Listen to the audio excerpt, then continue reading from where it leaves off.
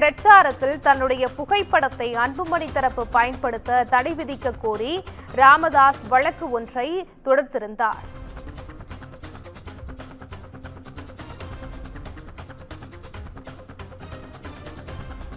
இதுகுறித்தான கூடுதல் விவரங்களுடன் எமது செய்தியாளர் சக்திவேல் இணைந்திருக்கிறார். வணக்கம் சக்திவேல், முழு விவரங்கள் என்ன? நிச்சயமாக வணக்கம் பவித்ரா. பிரச்சாரத்தில் தன்னுடைய புகைப்படத்தை பயன்படுத்த தடை விதிக்க கோரி பாமக நிறுவனர் ராமதாஸ் தொடர்ந்த புதிய வழக்கில் அன்புமணி ராமதாஸ் தரப்பு வேட்பாளர்கள் 18 பேருக்கு சென்னை உரிமையியல் நீதிமன்றம் நோட்டீஸ் அனுப்ப உத்தரவிட்டுள்ளது.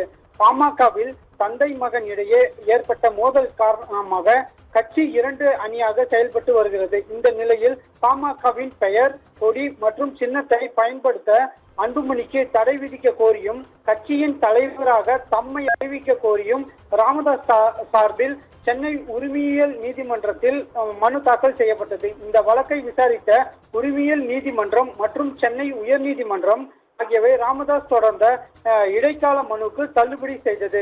இந்த நிலையில் பாமக நிறுவனர் டாக்டர் ராமதாஸ் சென்னை 13வது உரிமையியல் நீதிமன்றத்தில் தொடர்ந்த புதிய வழக்கில் அன்புமணி ராமதாஸ் கட்சியில் இருந்து நீக்கப்பட்டவர் என்றும் தனக்கு அன்புமணிக்கும் ராமதாஸுக்கும் எந்த தொடர்பும் இல்லை என்றும் பாமக தலைவராக சட்ட விரோதமாக அன்புமணி ராமதாஸ் நீடித்து வருவதாகவும் தெரிவித்துள்ளார்.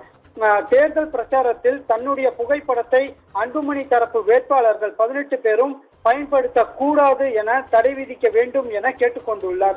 இந்த வழக்கு நீதிபதி தர்மபிரபு முன்பு விசாரணைக்கு வந்தது.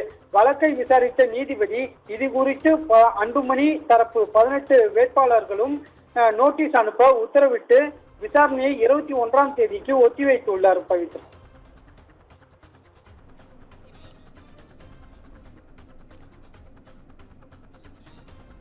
விவரங்களுக்கு நன்றி சக்திவேல்.